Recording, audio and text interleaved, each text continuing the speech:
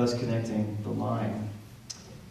And here again is that aerial shot showing the red wall limestone. Here's how it looks from the river. There's probably a familiar scene, the river runners right here. And that's called Butchart Fall. Geologist named George Billingsley named that in Harvey's honor to celebrate his accomplishment there. The Man Who Walked Through Time came out in 1968 and made Harvey somewhat of a celebrity, not only nationally, or not only regionally, but nationally. And he was approached in late 60s by a man named Walt Wheelock, who was the editor and owner of La Siesta Press, and he said, hey, you know what? You're like the foremost expert on Grand Canyon. You should write a guidebook for the Grand Canyon. And so Harvey took all these logs he'd been working on since 1959, because he was mad that people like Emery Kolb and Merrill Clubb didn't keep logs, so he was meticulous about writing everything down that he did. And they condensed them into these little guidebooks called Grand Canyon Treks. Now, Grand Canyon Treks, unfortunately, for those of you who read them, they're kind of like reading a television repair manual, or maybe the selected answers section in a mathematics textbook. They're not guidebooks, you know, they're more so, we tell you, well, here's the answer, now you go figure out how to get there. Anyway, part of Eli and our goal with this book was to follow in his footsteps and to see how good those guidebooks were to describe how to get down a route or find your way wherever Harvey said you could go. So here's what Harvey called a narrow ledge. That's about all I said about that particular spot. He had nerves of steel. He had a couple words that he liked to use. This is sporty. Eli and I climbed the wedding cake, and a little bit of exposure there. Sporty for most of us would be scary. And then he had interesting, which would be hairy. And very sporty, we probably don't even have a word that matches very sporty. So Eli and I decided we got to find out what sporty's like, so here's what we did. There's Eli. Wait, yeah, there's Eli. Okay, about to do the sporty descent. Come on over. Here's where he's going down. Right there. It's Harvey's sporty climb. Not too bad. Doesn't need a rope. What do you think? Nah, just kidding. Look at him go. I was kidding that, wasn't it? He's going to make Harvey proud. These trails, we got Harvey Butchart. This is the sporty route. You know, Eli, what are you trying to do? So there's a cliff here, get down, walk part of the Coconino, low right angle point. It's really slippery and rocky and steep. Yeah, what about sport? What about sporty? Oh. Hey. Yeah, it's sporty from my vantage point down here as well. Especially if these rocks keep coming. Oh, okay, here's what we're looking at. And there's where we came down. We're again below Bright Angel Point. There's Eli. There's two rocks right below your feet there, yeah. Some nice person left those there for us to assist us in this endeavor. Maybe it's Harvey. Or Al Doty. Bob Dye. Those nice fellas. Looks like somebody put a couple rocks here for a step. Help that last reach. I just said that. He doesn't know. Yeah, you bet.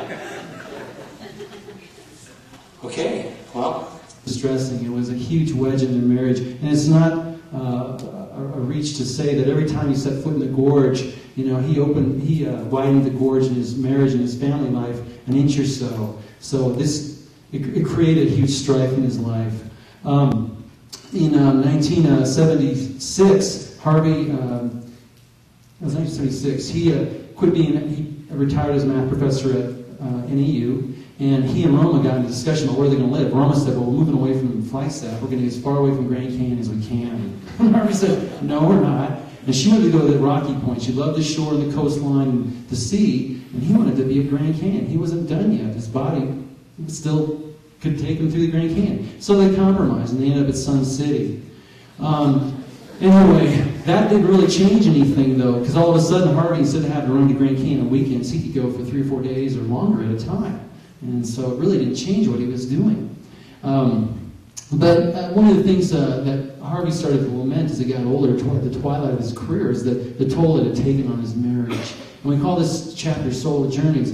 In 1984, in Grand Canyon Treks 3, I don't know if those of you have read it, Harvey said this: "A large amount of credit is due to Roma, my companion of over 50 years, who has put up with my many absences while hiking the region, and she has been quite tolerant of my fare with her only rival, La Grand Canyon." When Harvey was at the South Rim in 1986 for his birthday party, or 1993 for his 86th birthday party, and then again here in 97 for his 90th, for those of you who were here, you remember the first thing he said?